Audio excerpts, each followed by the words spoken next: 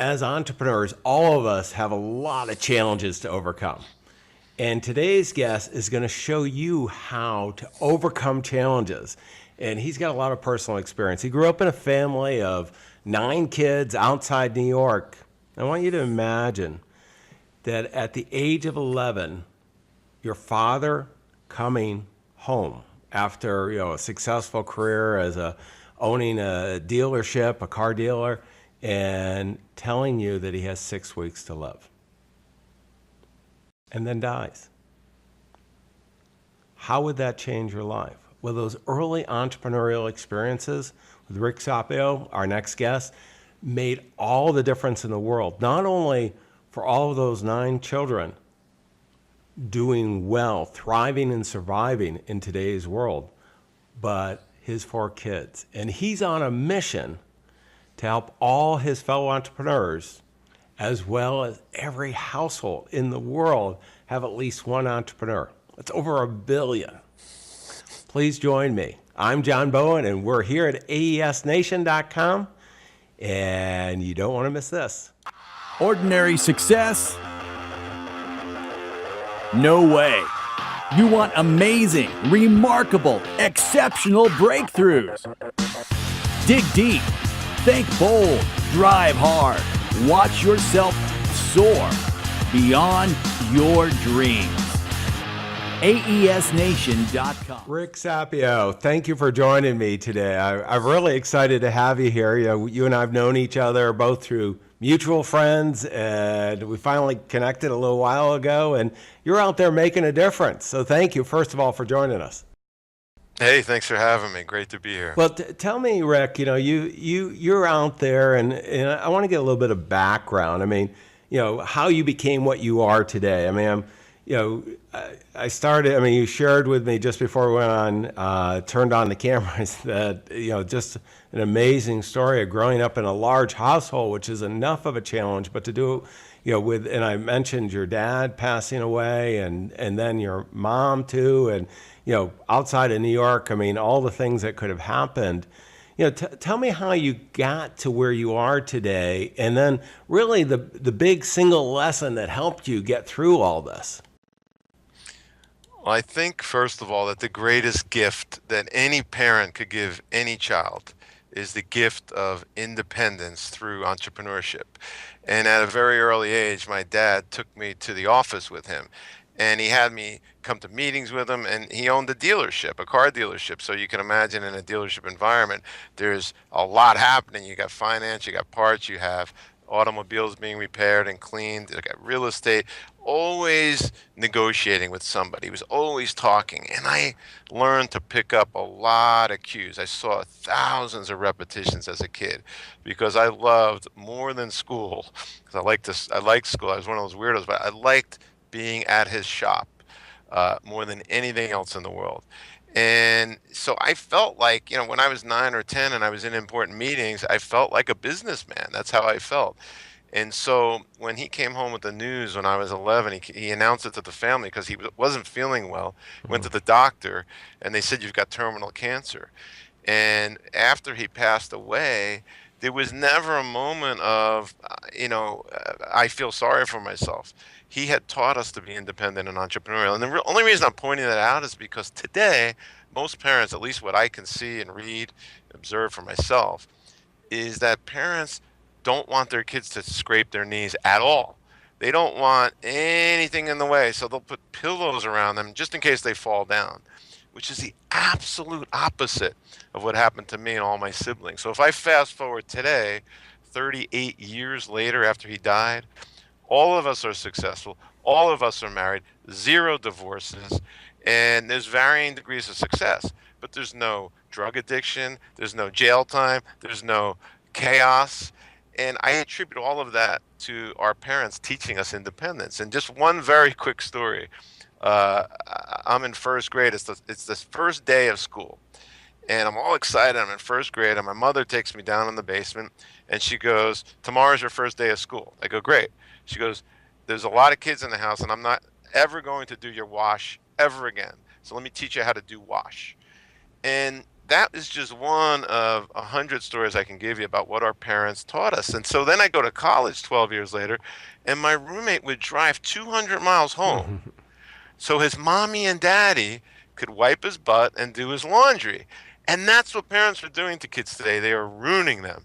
No, it is. We are, certainly influenced by our early years in childhood and families. And, some of the most successful entrepreneurs do come from entrepreneurial families because they have a leg up. And, even though it was at a young age that you lost your dad, who, was an entrepreneur and brought all those lessons home, I mean, you took those. I mean, what would you say, the number one lesson that you got from your dad that has just really helped you in all the businesses that you've done, Rick?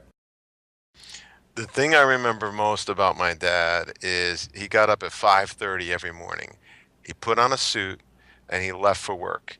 He always got an early start, and he would always say to me, early to bed, early to rise, and the early bird gets the biggest worm and things like that. So even if I don't work a full week, sometimes I have a shortened week because I have a big family and whatnot, I always go to work early. And I think starting early and getting things done before people are in the office, for me, has been the most important lesson that he taught me, which I execute on daily. No, it's one of the things. A good friend of mine, a former research director, Russ Allen Prince, and his one of my former, actually head of marketing when I first kicked this off, Louis Schiff, wrote a book on the influence of affluence, and they did this huge study of all these affluent individuals, and they found after doing all this regression analysis, cluster analysis, that the number one factor was hard work. I mean, you got to show up, you got to actually do it, and we wish there was a lot of secrets, but I mean that's one that as entrepreneurs, as we get frustrated, sometimes it's not happening.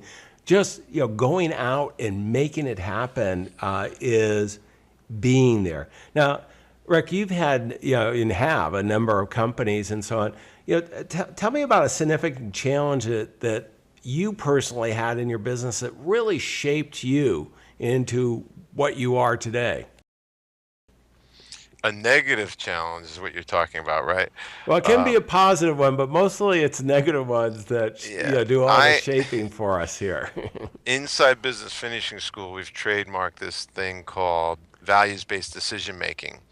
And we've come up with a way to describe it called the Doorman Principle.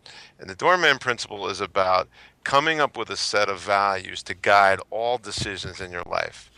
And if you can imagine that your life is a room, and every single person that you let into your life comes into the room through one door, and there's no way out.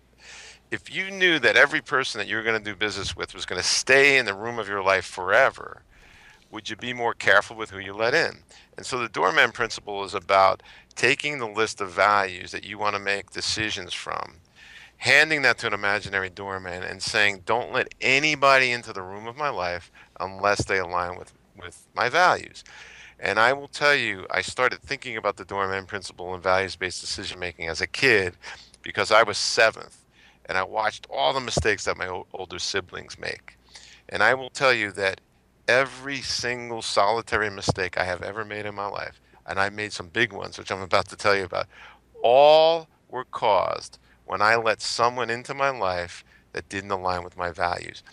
And the mistake happens when we choose opportunity, i.e. the amount of money that we're going to make, over values. So we'll say things to ourselves like, yeah, she's a really good salesman though. I know she doesn't align with our values, but she's going to be great. And then that person wreaks havoc on your organization. Or, I really love her family. I don't really love her so much, but I'll marry her because her family has wealth. And you know where that's going. How many people get married when there's a values misalignment? So I believe, I go to Warren Buffett's meeting every year, Berkshire Hathaway, and he has a phrase. He says, don't make big investment mistakes. That's rule number one. Mm-hmm. And rule number two is always remember rule number one. So we've kind of changed it to our version of it is don't make big values mistakes. That's rule number one. Rule number two is always remember rule number one. So about 20 years ago, I hired a CEO to run one of our companies. I have a holding company. And absolutely phenomenal on paper, unbelievable on paper. And After interviewing him a bunch of times, my gut was telling me he's not going to work out. So I decided to override the executive team, and we're going to bring this person on. And the executive team fought me and fought me and fought me, but I had the ultimate decision, and I said, you know what? What harm could this guy do? And this particular guy got our company into a lawsuit pretty quickly that ended up costing the company $20 million. Now that's a big deal when you're me, because at the time I owned 70% of the business. And all of that was caused because I allowed someone to come into my firm that didn't align with my values. And you could use values-based decision making for any scenario, for partners, for vendors, for employees, for business deals of all kinds, for anything. Right, Rick, because I mean, as you're saying it, and I know all my fellow entrepreneurs, whether on the video or on the audio side, they're listening to this and they're going, okay, have I ever left my values? That doorman, he didn't have the values. He wasn't checking as people came in. And I mean, I have a few images. I'm not going to share with you the stories today here because I want you to share your experiences. But I mean, these people are dancing through my head that have cost me, millions of dollars too. And it's just, it's so easy as entrepreneurs that, we're out there in the marketplace. The more success you have, the more you attract people. And it's amazing how good people can dress up to, particularly if they don't have the values. It's a lot easier to con people when you have no values or very low values. And this is something that's so important. I'd encourage everyone to really think about. I mean, it's today's world. Nobody accomplishes great things with one person. We have to have a team, both internal and oftentimes strategic partners, joint venture partners, and so on. And boy, having the right people aligned, magic can happen. But as Rick and I can tell you, and I'm sure most of the entrepreneurs here have already had that experience. I do want to add, John, that Go ahead. in my belief, all of us have to lock ourselves in a room somewhere for whether it's an hour or a week and come up with that set of values that you're going to make decisions from. And I've taught this to thousands and thousands of people, and only a handful have actually stopped what they're doing and came up with that list. And until you have that list, there's nothing to hand to your imaginary doorman, and there's nothing from which to make decisions from. And, I've had people say, well, yeah, I understand that, but it's not a big deal. Me and my wife divorced years ago. I go, yeah, you divorced years ago, but how do you feel about her? I hate her guts. You're still carrying around those decisions that you made when you violated your values, and you carry it around with you forever. So I would assert that if we could stop and draw a line in the sand right now, that from this day forward, I'm only making business decisions and personal decisions consistent with my values, I promise you that the compounding effect of that is so massive. It makes, Albert Einstein's rule of compounding interest and money, small relative to the compounding interest of aligned decisions around your values. How much money will that put in your pocket long term? It's so easy to get caught. I mean, I had a conversation yesterday with a very famous entrepreneur that we all know. And he was telling me a story where he had entrusted someone, and I won't share because he didn't say it was public, but entrusted, and really didn't have your doorman. He should have hired you for the doorman, Rick, alone, because it was over $100 million. And I mean, I'm listening to it, and it's just so painful. And fortunately, the guy is very successful, so he can weather the storm. But boy, it didn't have to be, and it was a short-term opportunity. He did, and there all of a sudden, he didn't have that framing, he didn't have the value, conversation ahead of time or the structure, and then certainly didn't have that doorman. Let's go on. I mean, you've started a number of different companies, and I want to get some of your best advice for entrepreneurs. I mean, what are some of the key drivers? As successful entrepreneurs that are watching and listening to us today, they've already got businesses, they're having success. Sometimes they hit that ceiling of complexity that Dan Sullivan at Strategic Coach talks about, that, you get a lot of things going on, your life becomes a little bit crazy. And I mean, I'm thinking you must be used to crazy with all the kids that you grew up with, Yeah. big, large families and so on. and you've started a number of successful businesses. What would be some of the advice that how to break through kind of the not only go to the next level of success, but really skip some levels? Yeah. Let me put it all in perspective for you. So I have 4 kids, and their ages 6, 4, 2, and 8 months today. Now you look pretty relaxed for all that, right? I also, in my holding company, we own all of or part of 35 companies. So that's a holding company that I started that I'm still majority owner 21 and a half years later. So there's a lot of potential complexity. However, what I like to do, and I've been this way since I was young, is I look at my list of values, and I've created for entrepreneurs and for myself, obviously, I call it the business lens. I put every decision I make through the business lens, and the business lens is just 3 words, and anybody can use this. And in fact, I go to friends' offices, and they have the 3 words on their computer screen: simplicity, probability, and leverage. And the question I ask myself when I put something through the business lens, number one, is this decision going to add simplicity to my life? Now, when I look at our private equity fund, we make an investment in 1 out of 400 companies that we look at. That's 1 out of 400. Yet, most entrepreneurs say yes to everything. We're addicted to yes.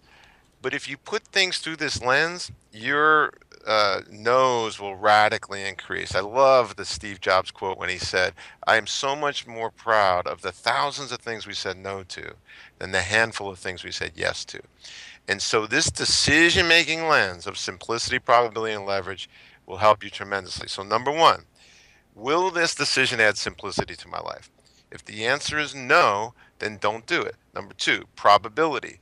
Will this decision increase the probability that my company will grow in a predictable way? So oftentimes we make decisions because, we heard a speaker or we're chasing some blinky shiny object or it's the next greatest thing. Nonsense. Simplicity, probability, and leverage. The last one is leverage. You're exhibiting it right now on this call. Leverage is about using other people or other companies to get your message out. So when you use simplicity, probability, and leverage, and the decisions that you make are increasing in those 3 areas somehow, I believe it's a good decision.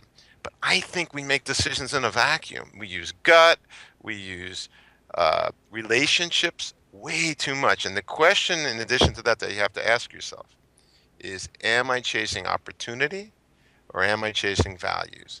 Now, once you've established that, you then go through the lens, simplicity, probability, and leverage. I have to tell you, John, it has served me well. I have had people, this has happened to me now 3 times. They've said, I want to follow you around. I want to see what it's like, to shout at you. And I'm like, I live a really boring life. I get up at 5:30. I have dinner with my family every night, and that's a fact. And in between, it's pretty boring because my schedule's pretty well laid out because everything is on weekly and rhythmic calls. And sure enough, they're like, I just want to follow you around. And they were bored out of their minds because I like to make decisions that add simplicity, probability, and leverage. Now, you have to decide for you, what is your number one value? Mine, as you can probably already tell, my number one primary value for all decisions that I make in my life is simplicity. I want to keep things simple. I live very close to my office. My wife and I, although we have young kids, the school is very close to us. We don't do a lot of activities with them. We like to have family dinner. We like to play in the yard. And that's that's how we like to do it. We like to keep things simple. Yours may be something else, but I promise you it's not chaos, which is where most entrepreneurs reside. And that chaos is killing you. It's killing your marriage. It's killing your relationships with your kids. It's killing your opportunities to get things done. So I think that this message can serve anyone, especially in this crazy No, world. I really like that a lot, Rick. I haven't heard you say it that way. And I mean, you and I are totally aligned on this. I think of the concept, I'm not sure who said it first, but to be on the right side of complexity. And as entrepreneurs, we get when we first start out, we measure our success by activity because we don't have money coming in, and we're out there doing all kinds of things. And how many things can we get going? And then all of a sudden that complexity hits. And for many, it's overwhelming. And if somehow you work through it, the only way you really work through it and have big success is to get on the right side of complexity, that's simple again.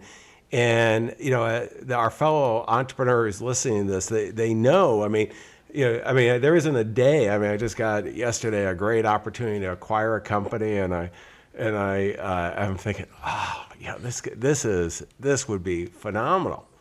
Well, then I went ahead and I went to quality of life, which I think you and I are the same on simplicity. How would it affect my quality of life? It would totally screw mine up. I'd have to go hop on a plane, and I'd show up for months on end in this place that I don't want to be. And, it's those type of things. And whatever framework, your business lens, simplicity, probability, and leverage is a great one. Other people might have different, but boy, you got to have that, because, you can set yourself up to so much failure. Yeah, I want to just share an analogy that will work for people that I hope that they think about it from this perspective. Ronald Reagan was a famous president, as we all know, but what a lot of people don't know is he realized that regulators and lawmakers add laws upon laws upon laws upon laws, and it becomes this crazy mountain of nonsense that no one could really sift through. And so when he became president, a lot of people don't know this, but he eliminated thousands of federal laws. He was the first president to literally just eliminate them, to add some simplicity, and it actually oiled the economy. Well, using that analogy, I think that people don't realize that the complexities they're adding to their personal and business life, whether it's technology and Facebook, when I first got into business, I didn't worry about anything but my phone. But then I had a fax to worry about. Then I had a computer to worry about. Then I had email to worry about. And then texting, and then voicemails, and then Facebook, and then this and that and this. And it's complexity upon complexity. And we've decided in my firm to eradicate all that. And this is going to come as a surprise to everyone listening. I have yet to buy a smartphone. That adds too much complexity to my life. And the reason I've done that is I've realized that it doesn't fit my simplicity, probability, and leverage lens at all. And has it made me more effective? Absolutely. If I got up in the morning and had to look at that damn phone, is that going to add simplicity, probability, and leverage to my marriage? No. So, everybody has to find what works for them. But I think what's missing for most people is they're not adding consciousness to their actions. And that's why I wanted to share that analogy. I'm a big believer in this being successful on purpose. And this is taking the time to think through what you've thought through, Rick, and just, creating that framework. And once you have the framework, then it's really easy to make decisions. It's really easy to take action. And it's really, you can have a great life. And then, so often we get caught up and we start thinking, geez, we're in business to have more business. We want to be more successful. We're going to have more money and all this. And I know when you're struggling, having some money is very important. But for most everybody that's on this, you've already got the basics taken care of. We're in business to support the quality of life that we want. So that, your family, your community, the things that you care about, all the stakeholders, obviously your clients and customers, your teammates, but, be successful on purpose. Really take the time to think this through. And take a stand for something. Like, for example, I'm learning about you on this call too. You and I are similar on this, but I would never trade complexity for money, ever. You show me a business deal that adds complexity to my life, and it's an immediate no. Yet 99 out of 100 entrepreneurs would say yes, because they're not thinking along the lines of values-based decision-making. Well, I can tell you there was a time when I did 120 due diligence trips flying all over the country doing deals that I had missed that point. And I was never more miserable in my life, making more money than I've ever dreamed that I could make. And it's just, so I ended up getting out of that. But, this is where, what we're both, Rick and I, are saying is, let's just a little simple assessment. Are you, what are your values? How are you designing your business to support that? And in every decision, you have a framework to really make some decisions so that they're on track. Rick, what I'd like to, let me do this one. I'd like to have you share with us, kind of the book of the day. What do you're a reader, you're out there, you're a lifelong learner. What would be the book that you would recommend to your fellow entrepreneurs? Well, to stay consistent with the theme, and I really am, and have been accused of being a simple guy, I ask my employees, my executive team, every month we read a new book. And I would encourage all of you to do that. We all read a book together, and at the end of the month, we discuss the book and we see how we can implement that into our culture. And so that's 12 books a year. Well, it's interesting because my executives, before they worked here, they never read 2 books a year. In general, most people don't read in today's culture because we're so busy. But the book of the month, for the month of that we're doing this interview, is The Speed of Trust by Stephen Covey's son.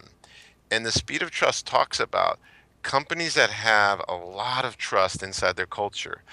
When you look at their stock market performance, and there was a study done that the book references, they're 300% more successful as determined by their stock price than companies that have low trust. And what that means is when there's a lot of trust on your team and a lot of trust in your marriage and a lot of trust with your friends and family, things just happen that normally wouldn't happen in a positive way. The corollary is also true. When there's a lot of distrust, things don't happen. So I want you to think right now about a relationship with somebody business-wise where there's no trust. And think about how hard it is to get things done. Now think about a relationship where there's a lot of trust and how easy it is. You don't have to check, your I's and T's and all that crap. You have the opportunity to only deal with people where there's a lot of trust. That's where you're going to get simplicity, probability, and leverage. So I highly recommend the book. No, it's a great book. I read it. It's been out, I don't know for how long, but a fair amount of time. And I love the analogy. I mean, all of us have done business deals, and many of us have done business deals that we regret with people that didn't share our values and who we hadn't yet built up trust. On the other hand, I recently did something in a media side with people who I hadn't talked with probably in 6 or 7 years, but we've known each other for 25 years. We've had we've done a number of deals together, and it was just a quick phone call. We agreed, and a letter of understanding instead of all the documents and so on that you would do. And it's just, it's fun. I mean, they return the phone call, we talk, we have a good time, we're making, having some big success. A problem came up, quick conversation, we figure out how to deal with it instead of all the other things with the people who don't share the values, who you haven't developed the trust relationship with. Let me go. You've got a lot going on, Rick, and I want to point out some of let me go to the next segment. What resources do you have, with all the different companies, that you could help your fellow entrepreneurs? Yeah, I appreciate the opportunity to share this, John. So thank you for the forum. About 5 years ago, I decided that I wanted to share all the things that I had learned my whole life with the entrepreneurial community. And so I have made a lot of mistakes. And one thing that I've learned is people don't normally make the same mistake twice.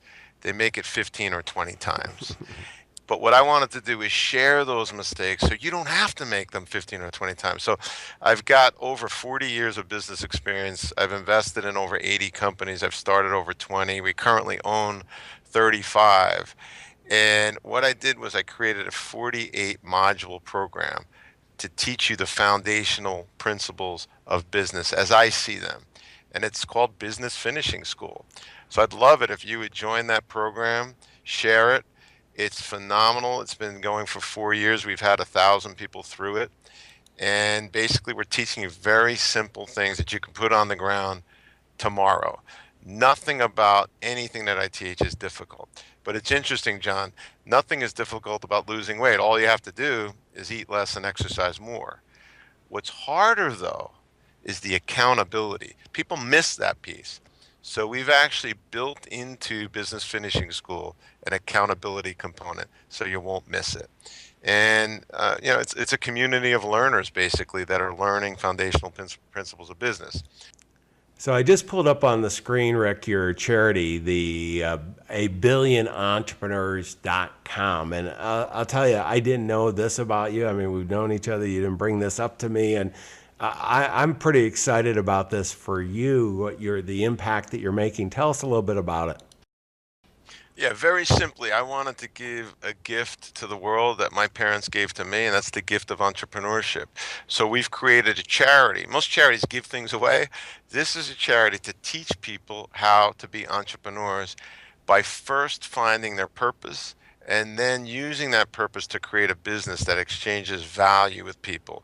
So A Billion Entrepreneurs has a 20-year vision to have an entrepreneur in every home.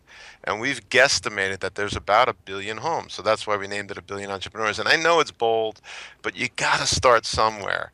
And we're looking for positive people to help us spread this massive message. No, I mean, just think of how the world would change if we had that many entrepreneurs going, or when we have that many.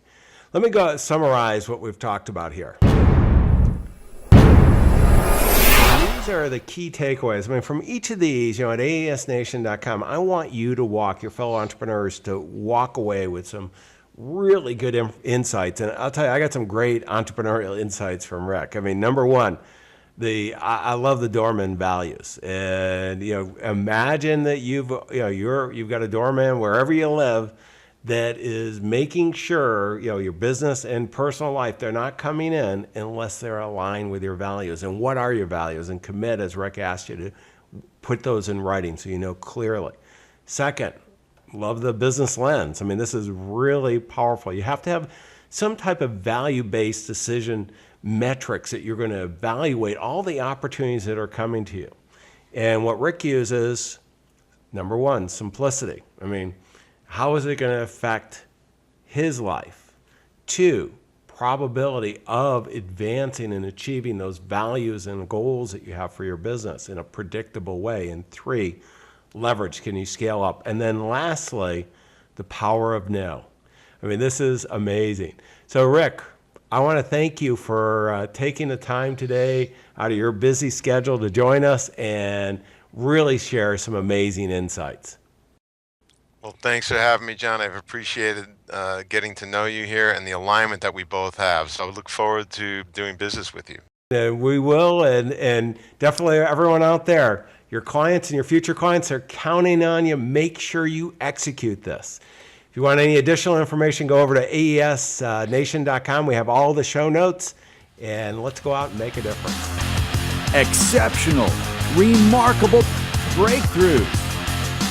aesnation.com